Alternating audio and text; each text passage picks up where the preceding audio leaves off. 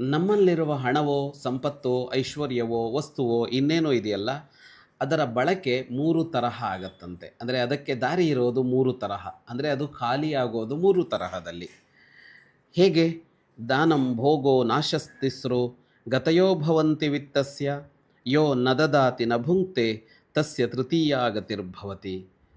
ಒಂದು ದಾನ, ಕೊಡುವುದು ಅದರ ಬಳಕೆಯ ದಾರಿ. ಎರಡನೆಯದ್ದು ಭೋಗ, ಅಂದರೆ ತಾನು ಅದನ್ನು ಬಳಸ್ತಾನೆ, ಉಪಯೋಗಿಸ್ತಾನೆ. ಇದು ಸಂಪತ್ತಿನ ಬಳಕೆಗಿರುವ ಎರಡನೆಯ ದಾರಿ. ಮೂರನೆಯದ್ದು ಯಾವುದು ಅಂದರೆ ಅದು ಕಳೆದು ಹೋಗೋದು, ಅದು ನಷ್ಟ ಆಗೋದು, ಅದು ಇಲ್ಲವಾಗೋದು. ಈ ಮೊದಲು ಎರಡನ್ನು ಯಾರು ಮಾಡೋದಿಲ್ವೋ ಅವನಲ್ಲಿರೋ ಸಂಪತ್ತು ಮೂರನೆಯ ದಾರಿಯನ್ನೇ ಹಿಡಿಯತ್ತಂತೆ. ಅಂದರೆ ಸಂಪತ್ತಿದ್ದಾಗ 10 ಜನಕ್ಕೆ ಕೊಡಿ, ಅಥವಾ ನೀವು ಬಳಸಿ, ಅಥವಾ ಇವೆರಡನ್ನೂ ಸೇರಿಸಿದ್ದನ್ನು ಮಾಡಿ. ಬೇರೆಯವರಿಗೂ ಕೊಡದೆ ನೀವೂ ಉಪಯೋಗಿಸದೇ ಇದ್ದರೆ ಅದು ಕಂಡವರ ಪಾಲಾಗತ್ತೆ, ನಿಮಗದು ಉಳಿಯೋದಿಲ್ಲ ಅಂತ ವಿವೇಕಿ ಹೇಳ್ತಾನೆ. ಶುಭಂ ಭೂಯಾತ್.